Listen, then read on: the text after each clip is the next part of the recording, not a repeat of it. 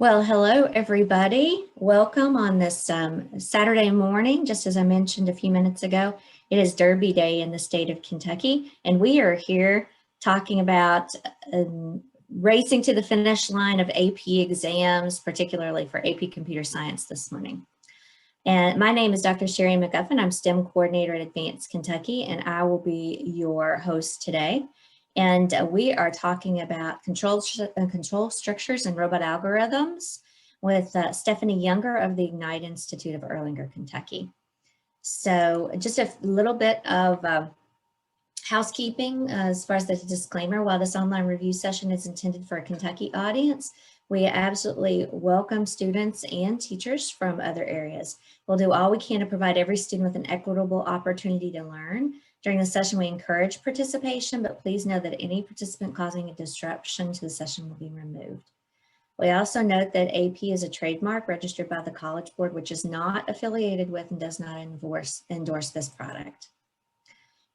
So host Advanced Kentucky, that is who I am with, as you can see from my background.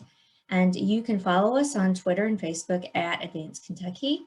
My particular Twitter and information face as far as contact information, email smcguffin@kstc.com, and Twitter, you can follow me at Dr. McGuffin. Few meeting etiquette notes. Microphones, all participants are going to be muted upon entry. Please leave your microphone off unless otherwise asked. It's a small group, so I'm sure at some point, open your mic, we can have a candid conversation if you have questions that come up. Otherwise, indicate any questions in the chat, and your videos are going to be off upon entry. It asks to leave your video off, but that is completely up to you if you feel comfortable bringing your video on. And particularly if you have something to say, it's nice to see a face when you have something to ask or a question or something like that. But otherwise, the chat, I'll be monitoring the chat while Stephanie is presenting. So with that being said, we'll have the recordings of today's session. And those recordings are available at bit.ly/advancedky. So the same place that you registered, you can find the review videos. With that being said, Stephanie, I'm going to stop sharing here. I'll pass it over to you. And before we get started, let's go ahead and turn on your videos. I'm going to do a quick screenshot for Twitterverse. And so if you do not mind turning your videos on, and I'll give you a few seconds and then we'll do a nice everybody smile. And I'll give you a heads up first. All right. And everybody smile, here we go.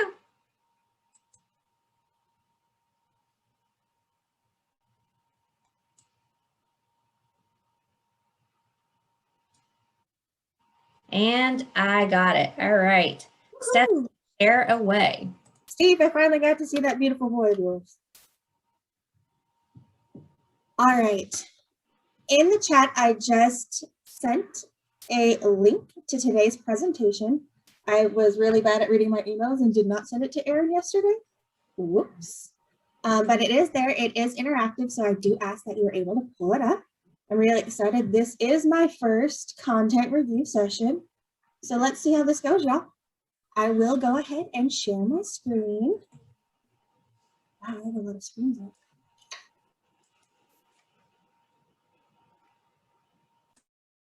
All right. Am I sharing my screen? What screen do you see? You are good to go. You just need to go into present mode and then you'll be all ready. See, this is what happens when you stop using Zoom. I haven't used Zoom in like forever. Oh, you mean present mode on my slide deck? Yes, yes. Oh, I wasn't gonna do that. I was like, wait, I thought I was sharing my screen. What and you don't have to. You don't have to present if you don't want to. If you just want to run it straight through the slides. That's yeah, fine. I just want to run it straight through the slide deck so everybody sees what's going on. Perfectly fine. Let's see. Let the chat. All right, so go ahead and introduce yourself. I recognize some people in here, but there's some that I really don't, and I want us to have a nice safe space because we're going to be collaborating a lot and hopefully learning some new tips, tricks, and reviewing a bit. So if you could one, introduce yourself by typing your name, where you're at in the city or whatever state you may be in, and then your favorite ice cream flavor, so I know a little bit more about you. And then if you could please change your Zoom name to indicate if you're a student or a teacher. That way when we're doing these breakout rooms that I got scheduled, we're able to put like students with students, teachers with teachers, that way it's a little bit more tailored to the individual needs of y'all. So we got Susie from Moorhead with mint chocolate chip. Solid choice. Crystal, I've never had Crank and Boom. I've heard of it, but never actually had it. I, for one, like a good rocky road. Plain vanilla. Nathan, solid choice. You can't go wrong with plain vanilla. You know, sure, Cullen and I, my husband, had a talk about butter pecan ice cream last night. He wants a milkshake, and I'm like, the nuts will get stuck in the straw. You can't have a milkshake of butter pecan. He's like, no, I'll blend it real good. All right, give you all just a couple more minutes to change your Zoom names and introduce yourself, and then we'll just go ahead and get started.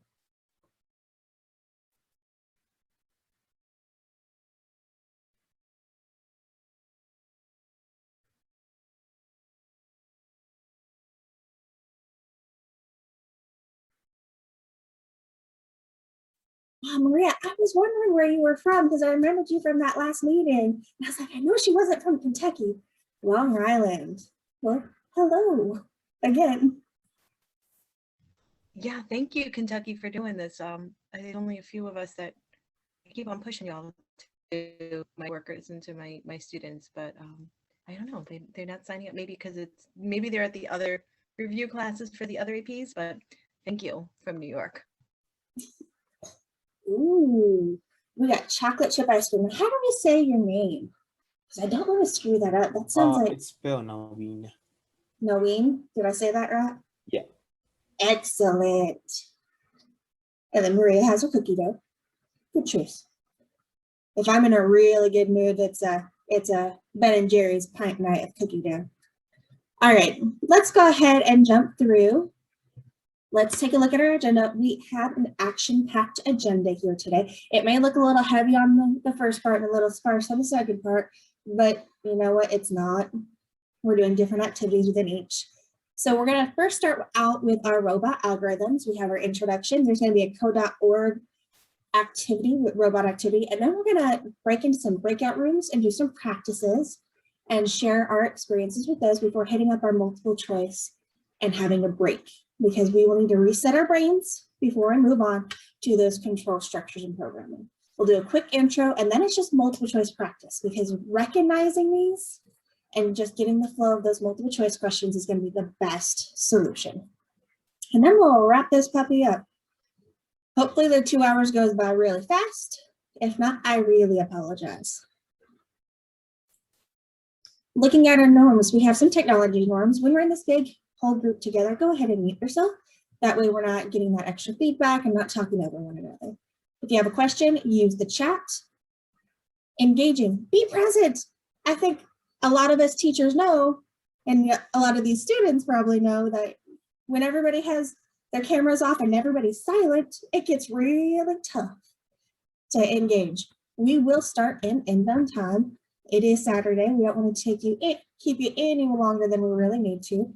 I know for one, I got a 20-page paper to write, so that'll be a fun weekend ahead.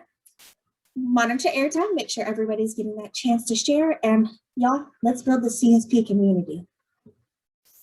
A little bit about myself. Sherry introduced me. I've been working with Sherry for a while now. We used to be partners in crime. We used to do our presentations together. I have been teaching high school computer science for 10 years, and high school math. See what happens when I just recycle a slide from somebody else? I'm actually a math teacher, and I've been doing computer science for 6. This year I'm not teaching it because I'm transferred in the middle of the year, but I'm helping our 2 computer science teachers at our school out. let's jump into those robot algorithms. All right, so robot algorithms actually occur in big ideas 1, 2, and 3. So you see, you will have sprinklings of those questions throughout your exam. And the big thing you want to know here is recognize that exam reference sheet and how to use it. I know when I teach it to my students, we sit with that exam sheet at the beginning of the year. We keep it and we reference it all year. So it's not this foreign tool at the end. So you students in here, make sure you're really understanding that reference sheet. If not, contact your teacher. They will walk you through it. And if they get stuck, they'll have somebody in their toolbox to help them out as well. I do have a link to the AP course exam and description document and a link to the AP exam reference sheet, just so you remember what it looks like. It's this beautiful, beautiful document. All right, going on. We're going to do a warm-up activity. We're going to do it in breakout rooms. There are 1, 2, 3, 4, 5, 6, 7, 8 of us. Let's do, Sherry, would you mind doing 2 groups of 4 for me when we do these breakout rooms? So what we have here is a link. It is a code.org activity. It's very similar to the robot structures. You know, am I moving forward? Am I moving left? What do I need to do to get to that end goal? You're going to work on puzzles 14 through 20, and I'm going to give you 15 minutes to do so. Pace yourself. Make sure you're only spending 3 to 5 minutes on each puzzle because we don't want you to get behind, and we want to make sure you're getting all that exposure. Once you completed the puzzles, navigate to your group slide, which I'll show you right around here. Your group is going to talk about these problems together and answer these questions. That way we have something to start off the day with. Our brains are going and we're building that community. So without further ado, Sherry, do you think you can split us up? Awesome possum. All right, you're all good to go. Stephanie, it's going to put you in room 2 to start off, and then you can hop back and forth. All right, here you go. Fantastic. How long do you want everybody in the Zoom rooms? 15 minutes, please. 15 minutes? Gotcha. All right.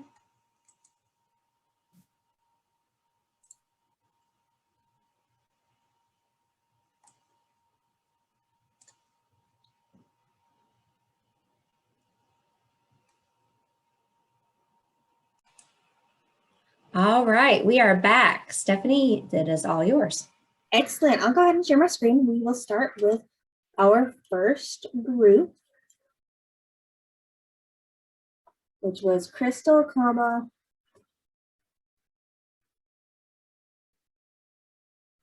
Marine, and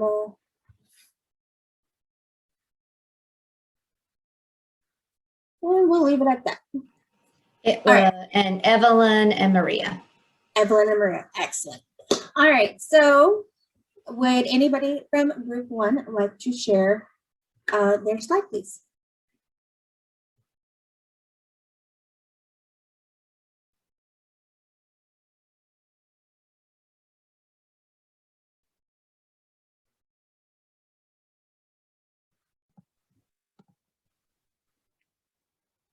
I can. Sorry, I didn't know. I couldn't remember the name of everybody in our group. So initially, one person thought the first challenge, just because of the limited loops available, and if you were familiar with other coding, right, like programming and other options. And then I thought initially looking at 18 and 19, because I just looked at the puzzle without really looking at the, the programming options. And I thought it was going to be hard, but then I realized, oh, you only need to turn one direction the entire time. So that was a really easy loop. We agreed that the last one was our favorite puzzle because you did get to turn both directions. And then just one modification, modify the last one so that there were obstacles in the code. Excellent. Or obstacles in the puzzle, so then you had to change up your code.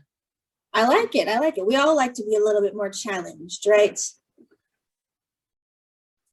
Room 2. Go for it. Somebody share it with us.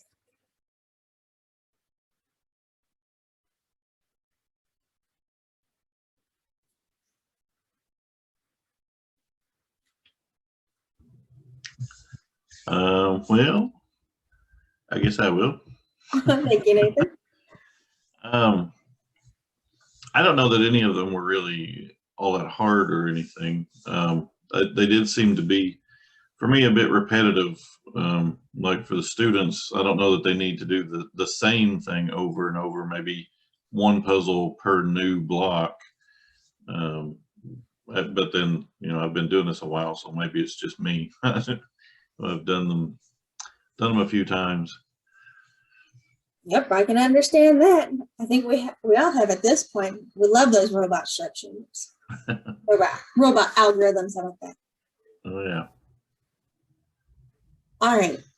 So let's go ahead and practice those robot grid problems. What we're going to do is I'm going to walk through one as a whole group with us together.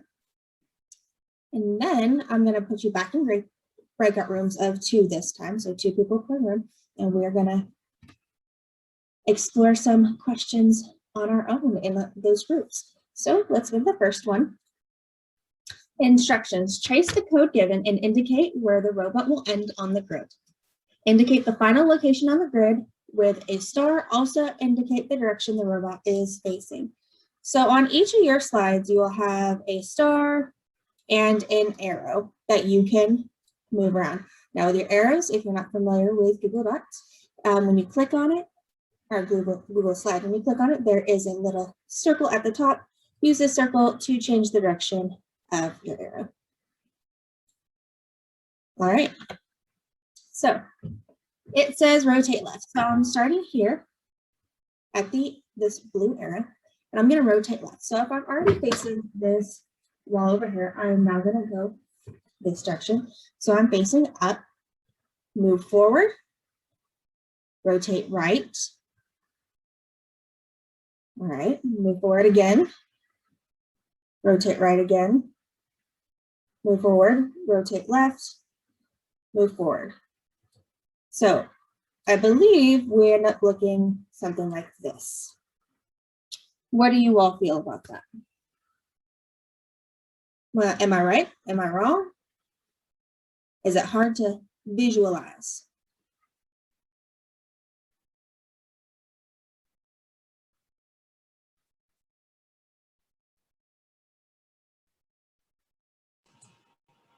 And you can type in the chat or you can open up your mic. Yeah, so Evelyn says, I agree.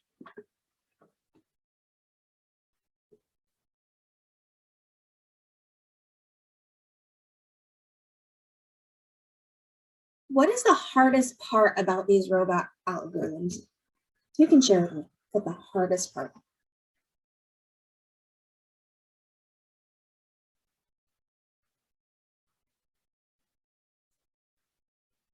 Left and right, yeah, definitely. You have to orient yourself.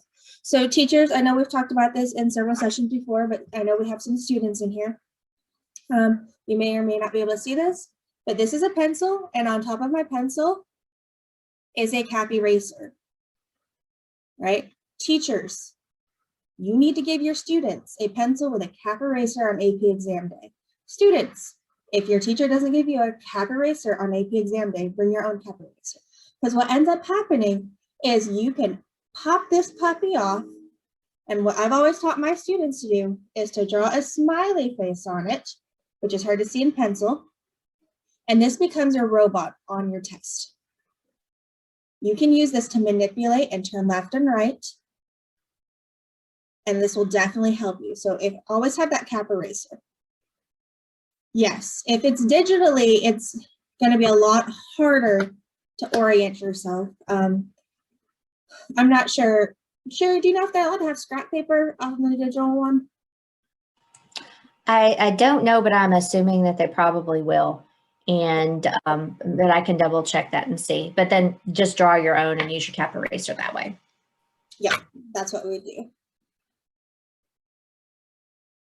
Pen for our signatures. Probably, if I remember correctly, you do need pen for your signatures. But that's easy. Just make sure everybody has a pencil though too, with that cap eraser. All right, so Sherry, if you wouldn't mind, can you split them into groups of 2 this time? Maybe have our students together and then our teachers together if at all possible. And you guys are gonna work on 2 sets of robot algorithms, and you're gonna use the star and the arrow.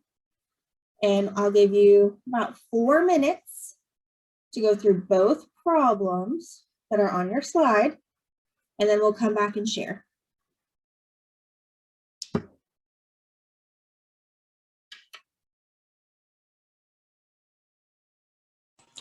Okie dokie. I have room 1 with 3 teachers, and I have room 3 with 2 teachers, and room 4 with 2 students. So I'm going to open it. And how long did you say, Stephanie? About 4 minutes.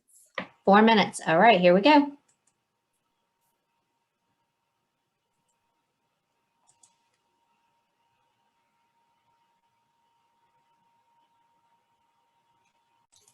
All right, welcome back, everyone. Let's see how you did with those robot algorithms.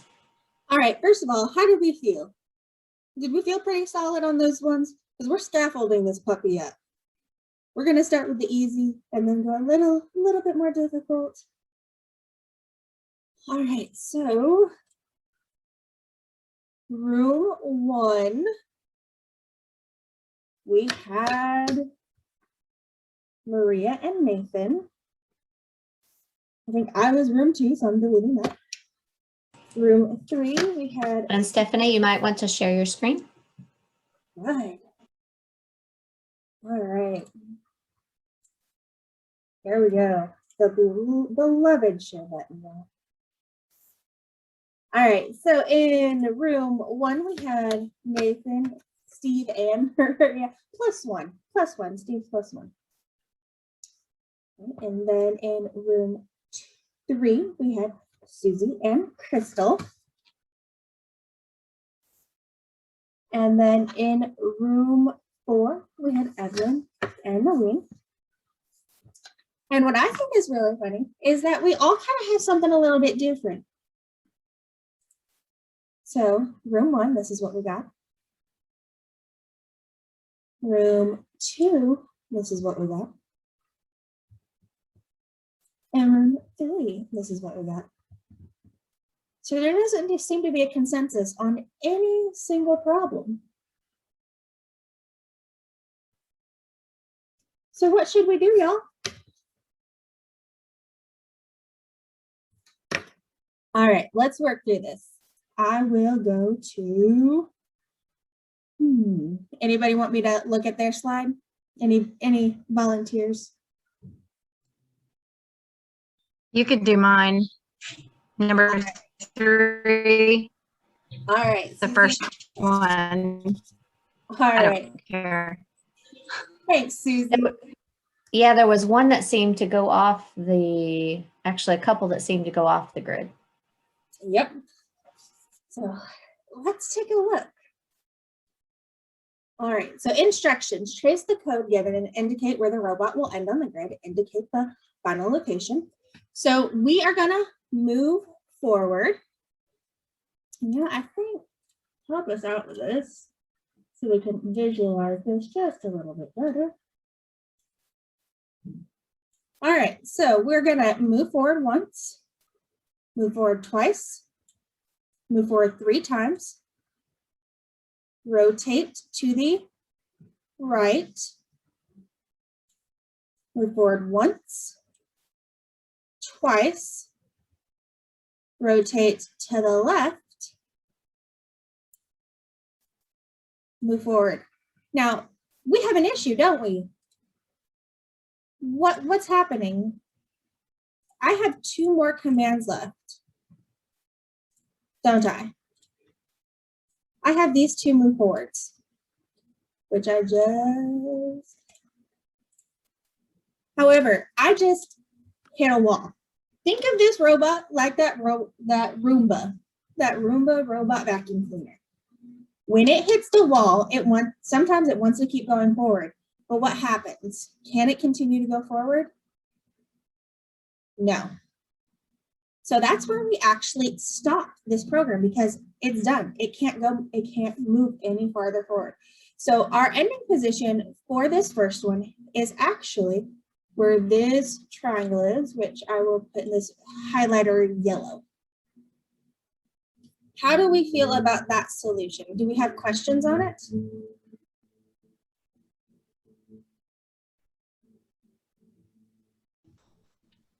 I do. All right, Maria, bring it on. All right, so, okay.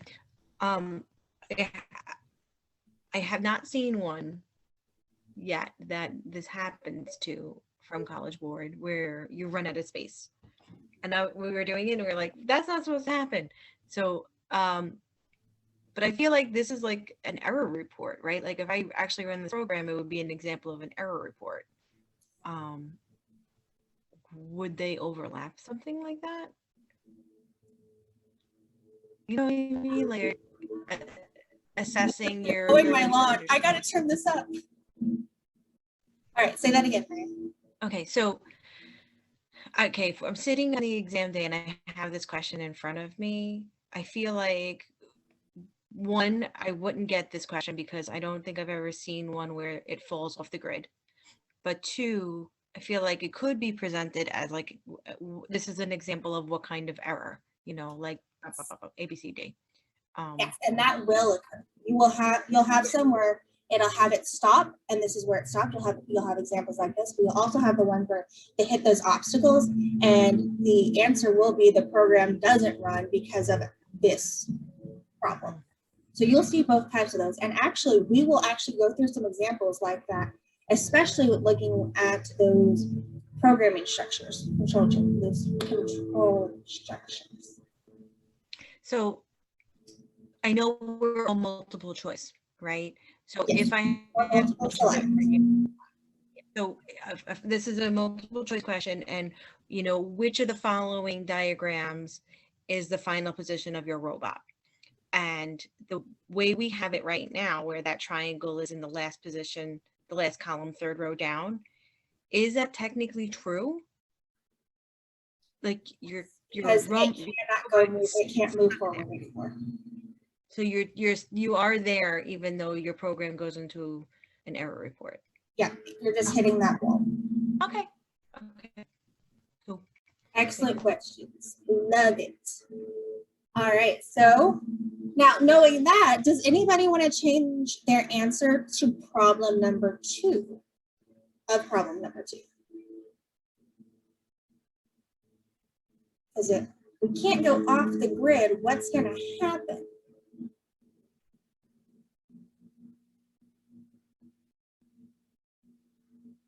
Yeah, so I see some movement happening over here. And what I think we all need to give our students in this group a round of applause, because not only did they get the first one right, but they also got the second one right. So students, excellent, excellent.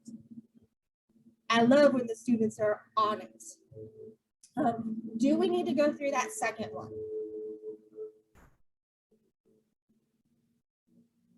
All right, so we are going to do one more practice grid with the robots, and then we're going to take a look at multiple choice, because I definitely packed way too much into this 2-hour session, and I want to make sure that we have time to look at those control structures. I'm having trouble saying that today. So we're going to look at robot grid problems practice 2. This one is where you are actually going to use your APCS Principles exam reference sheet, which I did link on each slide. And so when you click on it, it'll pop up. We are going to be looking at our movement blocks. So we're going to be looking at move forward, rotate left, and rotate right mainly. And this time you are actually going to do the typing and the coding.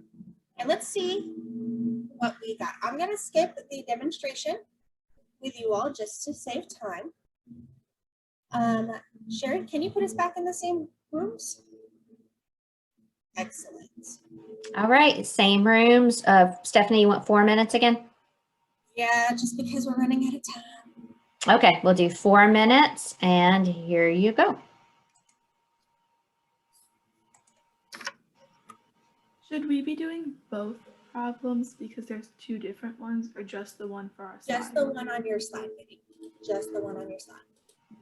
That way we have different answers going on. Excellent question.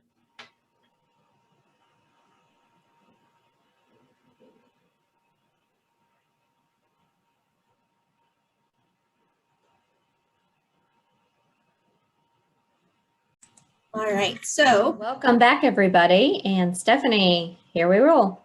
here we go. All right, I'm gonna share my screen so I don't forget again. All right, so taking a look, we had 2 different types of problems. We had problem 2 and we had problem 1. So we had 2 groups on problem 2 and 1 group on problem 1. That way we have a little difference going on there this time. So looking at room 1, we got all fancy schmancy on us. We got repeats in there. Nice. All right, so who wants to explain to us room 1? Maria, Nathan, it's all you. Lead us through this.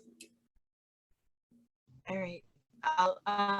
Well, Nathan and I were we were confused because we were at different slides, and it was more like we knew what we wanted to do was more like, okay, what's the appropriate way to write this? You know, can we do a repeat? We didn't want to move forward 4 times. That was the first concern. We don't want to be repetitive. You know, we wanted to make it efficient. But we didn't get to finish. We only got to this bottom.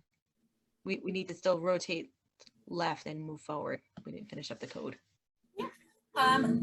All right, everybody, looking at their solution, knowing that they still have a couple more commands left. Do we agree with it so far, yes or no?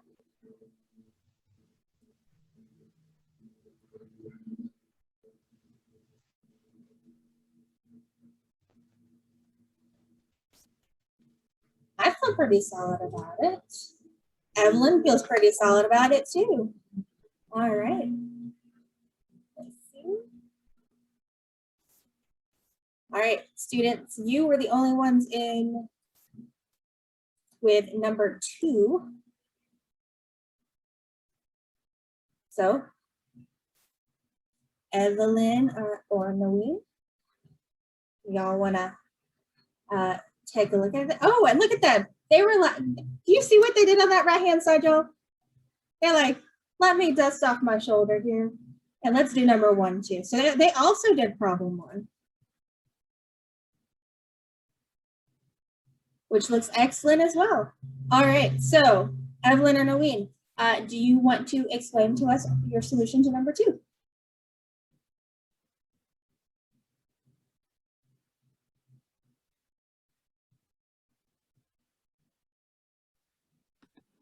Sure. So first you would turn left and then you would go forward twice and you would turn right so that there's open space in front of you, and you would go forward twice again. You would turn right again so you're facing the star, and then you would move forward so you're touching the star. I think that sounds pretty fabulous to me. What about y'all teachers out there? How do you feel about that solution? Dr. McGuffin's like, yes, that is excellent. All right, so for time's sake, we will skip robot grid problems practice 3. I'm not going to delete them, just so you guys can go back and reference them later if you want and do a little practice yourself. There are 2 different problems. There are 3 if you actually look at the teacher one. So that's extra practice you can take back to your classrooms. If you need help with the solutions or just want to double check with the solutions, shoot me an email. I will be happy to help you with that. Teachers, one thing I love to do, and I've said this in almost every meeting, I love taking washi tape and sticking it on the floor and having students walk through these robot algorithms. In fact, if we were in person doing this content review session, we would have done that. So I love that activity, but we will be moving forward. We're going to go to the multiple choice questions. And that starts at slide 35. And what I would like you to do is we're just going to go through these for the sake of time, one by one, all together. I'll give you a minute or so to read it. And then we'll answer them. All right. So the following question uses a robot in a grid of squares. The robot is represented as a triangle facing in the direction of the point. Remember that the robot cannot move through blackened squares. So in this one, there are no blackened squares. It says, consider the following code segment, which moves the robot in the grid. Rotate left, move forward, rotate right. Which of the following shows the location and direction of the robot after running the code segment? Is it option A, option B, option C, or option D? When you have your answer, throw it in the chat. But A, B, C, or D?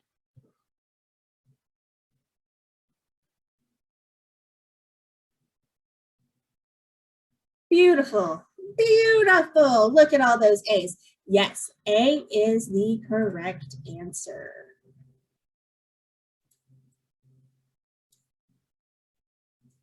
Option A. So, transparent, and let's do that right.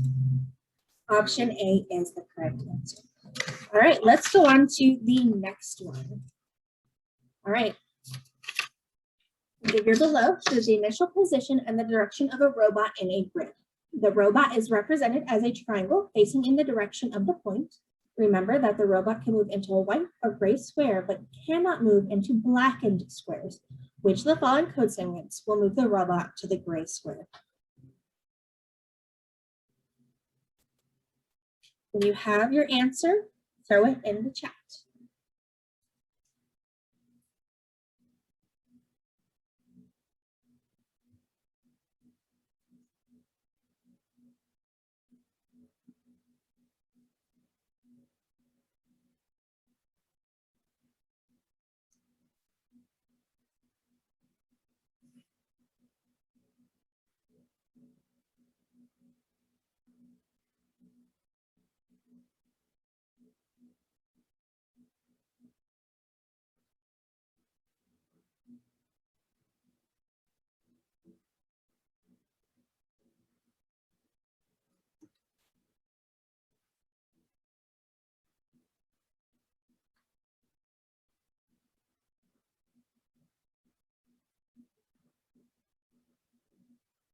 All right, so it looks like we are all over the board on this one. So the answer is actually answer D.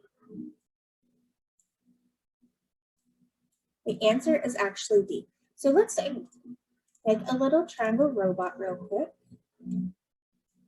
All right, here's my starting position. We know automatically that we have to rotate left. So that means that option B is a no-go. Nope, not working. Okay. So we're going to do that rotate left. Now options A, C, and D all have a move forward, which is excellent. Option A rotates right and then moves forward how many times? 1, 2. We automatically hit that roadblock though because we can't go forward twice. So though we can end up turning left, our program has actually broken at this point. So if we go back to the beginning, we know it can't be A now.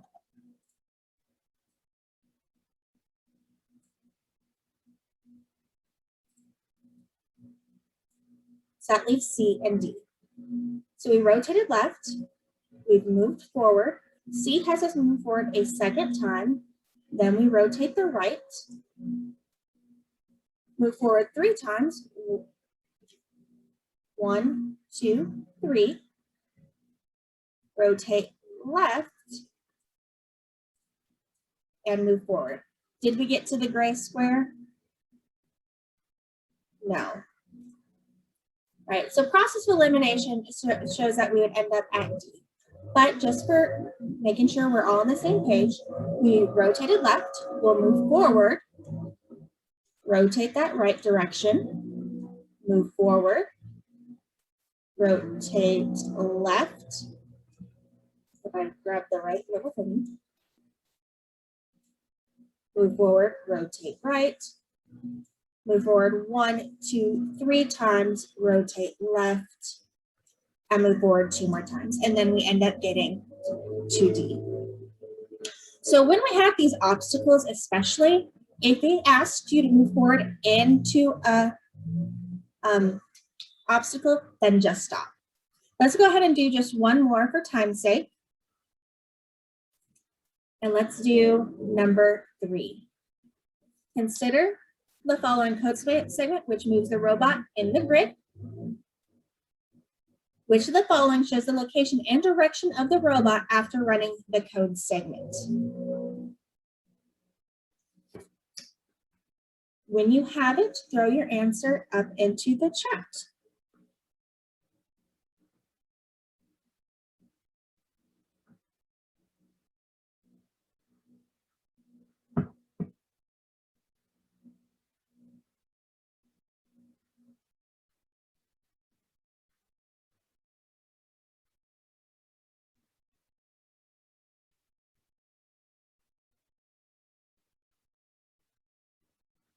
Excellent. I see lots of B's, and guess what? B is correct. B is the correct answer. All right. So for the sake of time, I apologize. We are not going to be able to finish the rest of these multiple choice questions. However, they are here as a resource for you. So if you feel up to going through them yourself or with your students, feel free to. You can use this slide deck. If you want the answers, just shoot me an email. I'll be glad to share them with you. If you have any questions about it, once again, shoot me an email. I'll gladly meet with you and work through these. We are going to go on a quick 5-minute break just because we need to stretch, probably use the bathroom, and I got to go pay the lawn guys. They're making lots of noise, but my lawn's going to look beautiful. In programming now. All right, this one will go by faster because one, we only have 40 minutes. So it will have to go by faster. When I made the slide deck, I really thought I wasn't going to have enough content to fill 2 hours. Oops, that's not the case. All right, so looking at control structures in programming. So that is mainly going to hit that big idea 3.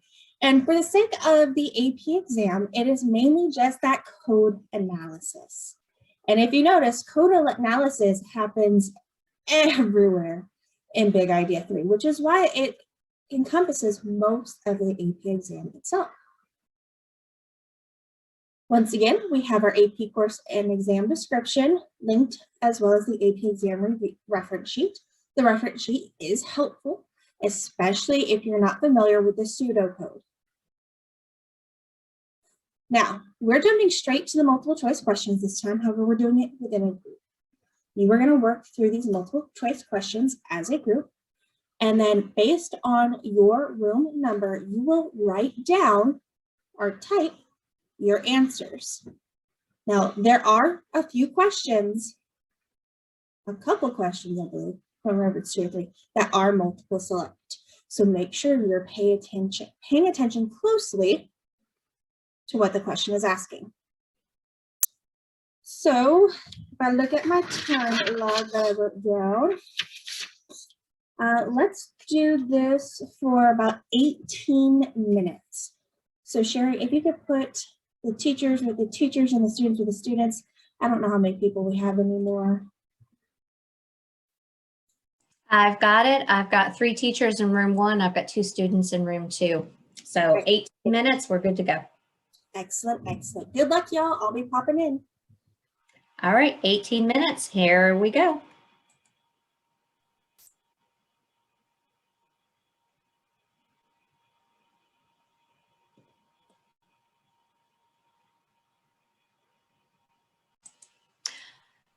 Welcome back, everybody.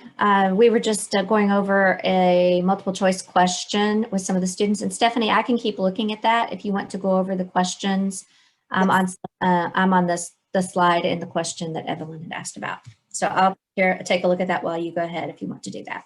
Sounds great. All right, so am I still sharing? Still good? Yes. Perfect.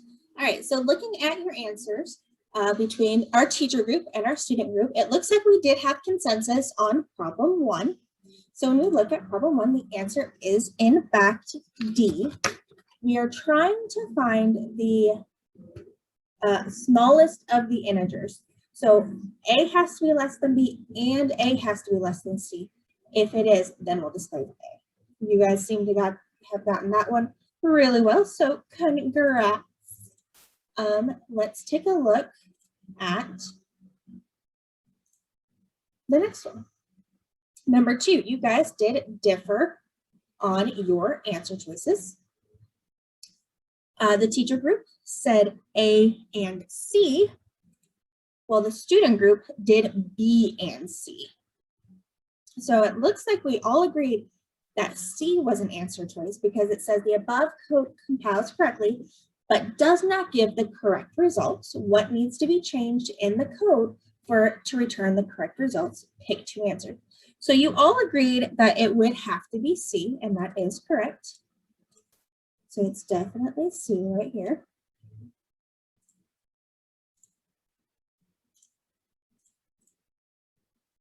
But our next one, we differed. The teacher group said A, count gets 1 should be changed to count gets 0. And the student group said add an else statement that resets the mother load to 0 if the dice roll comes up with a number that is not 6. So what ends up happening is it actually is A and C because there are 3 variables: the roll value, the loop counter, and the number of 6s. The loop counter has to be initialized to 0 to execute the statements enclosed with the loop 6 times. That's why choice A is selected. The procedure is expected to return the total count of 6s, which is the variable number of 6s, which is C, which y'all picked that one. B is not quite necessary for the function as designed, and choice D will not execute the loop 6 times. So choice C was not necessary, but A was. So it is A.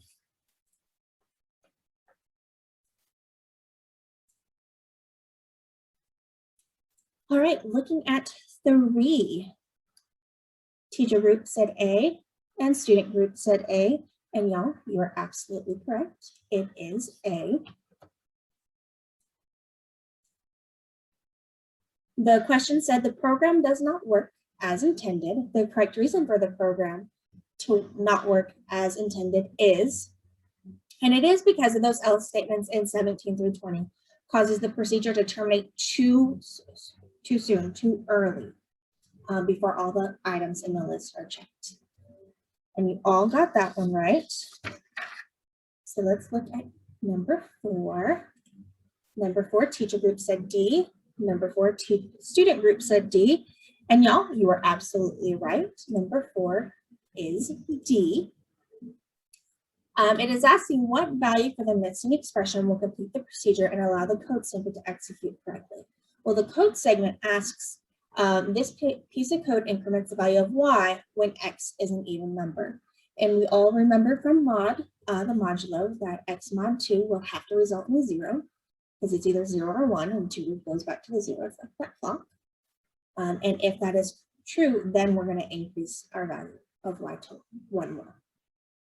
And you guys were absolutely perfect on that one. That takes us to number 5. Our teacher group said C. And our student group said B. Now, number 5, not gonna lie, I actually had to look at this one a couple times. So a music player generates a random tune every time it is played. This is done by a synthesizer program that generates a different set of notes each time when executed. Each note is represented by one of the decimal digits from 0 to 9, and 10 notes make one tune. The code that generates 100 tunes is provided below. And so we have our procedure generate tunes. And then when executed, the program finds that the procedure does not play the tune correctly. What needs to be changed in the code for it to return correct? And so our correct answer is actually, drum roll please, B, which I believe our student group got. Yes, our student group got. So the key here is that each note is represented by one of the decimal digits from 0 to 9, and it takes 10 notes to make one tune. However, that is not represented in the procedure. And that's why there needs to be that loop to construct a loop construct to generate one tune from the 10 notes.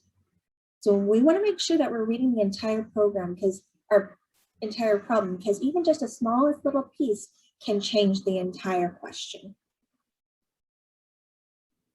All right, looking at question number 6. 6, our teacher group had C and our student group had C. You guys are on a roll because guess what? It is C. The line should be changed to the sum gets sum plus 1. So the stem described in the code program that is partial implementation of the gaming software that computes the number of 6s. Choice C gives the correct answer of the sum holding the sum of all even values in the list. You all got that right, so I'm not going to go through all the wrong answers. That one was a pretty solid one, right? We felt good on that one. All right, so we're going on to 7. Teacher group chose A, and student group chose C. Consider the following code snippet that computes the area of a circle for a given radius. The code snippet using a few program constructs to compute the solution. Pi gets 3.14, R gets input, A gets pi times R, display A. What programming construct used in line 3 is called? What is the programming construct used? So we look at line 3 and it says A gets pi times R. Okay. Our teacher group said this was a statement, and our student group said this was both a statement and an expression. So the actual answer is A, and that is because a programming statement is that which performs a task to solve a problem, which is choice A. By definition, a statement is a complete line of code that performs some action, while an expression is any section of code that evaluates to a value. So in 3, we're performing the action, and 4 actually displays that value. So I know it gets a little confusing there. A statement or expression in a programming instruction is actually considered high-level language, so good job if you're using those in your create tasks. So for this particular example, it is just a statement. All right, number 8, flip my page. Teacher group said A, student group said A. Good job, y'all. The answer is A. A lottery awards prizes to contestants, but requires that a winner must be 18 years old and present to win. Which of the following constructs can be used to correctly implement the above stated expression in the program? Both groups got this correct, and that is because both conditions are true. Expression 1 gets age greater than or equal to 18. Expression 2 gets present equal to the string yes. And then expression equals expression 1 and expression 2. So A is absolutely correct. The other one that some people tend to choose is C, because people feel like they're looking for somebody that's greater than 18, but you can also be 18. All right. Going on to the last multiple choice question. Teacher group said A for number 9, and student group said C for number 9. So let's find out what's going on. List has a collection of numbers and find max is a procedure that finds the largest number in a given list. The procedure find max list, max gets list 1, I gets 1 repeat. Unfortunately has 2 bugs. Which 2 lines of code need to be fixed? So let's start. What does line 5 say? Repeat until I is less than length of list. Right, that's line 5. Line 7 says if list I is greater than max. So our teacher group chose A and our student group chose C, which both have line 5. So you guys are in consensus that line 5 has an issue. Line 11 says I gets I plus max. So the correct answer here is actually A. And oops, just A, because it's line 5 and 7.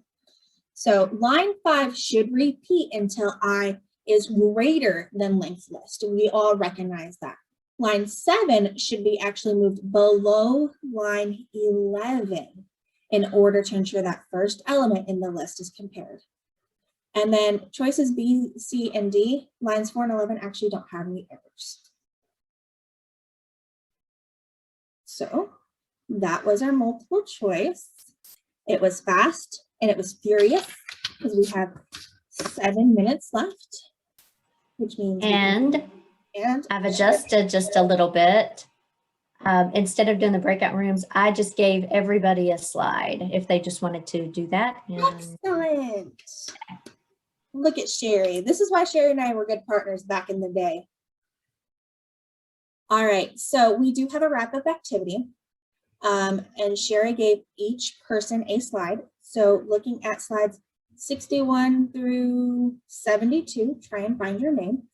In student rooms, what key takeaways did you get from the session that you think your peers, your fellow classmates should know? And teachers, how will you end up reviewing robot algorithms and control structures and programs within your classrooms? We will give you 2 minutes to complete your slide,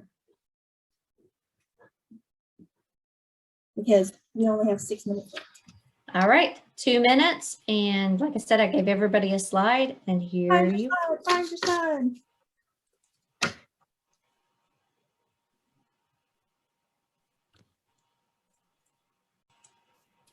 and welcome back, everybody. So we don't have time to go over everybody's slides because we are going to end on time, like the promise said. I really enjoyed working with you all today. I really enjoyed working with these students who are awesome. I think we can all agree here that they are awesome. Just like you all, they gave up 2 hours of their Saturday, which is fan-stinking-tastic. Notice none of my current or former students have done that themselves. So I'm very, very jealous. And I want to thank our students and our teachers who work with me. And that is noon. If you want to stay back and chit chat and ask a question, you are more than welcome to. I've enjoyed this. This was my first one. Hopefully I get to do it again. You're welcome. And just as to wrap up, just to let you know that you can access everything. Whoops, let's go back one. Advancedkentucky.com is our website and my email address if you need to contact me.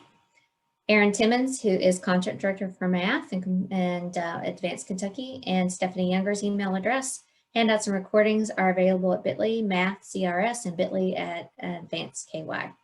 Join us on May 8th for data mining, simulation, and models with Joanna Stevens. So with that being said, we're happy that you all were able to join us today. Thank you so much. Excellent. And Evelyn had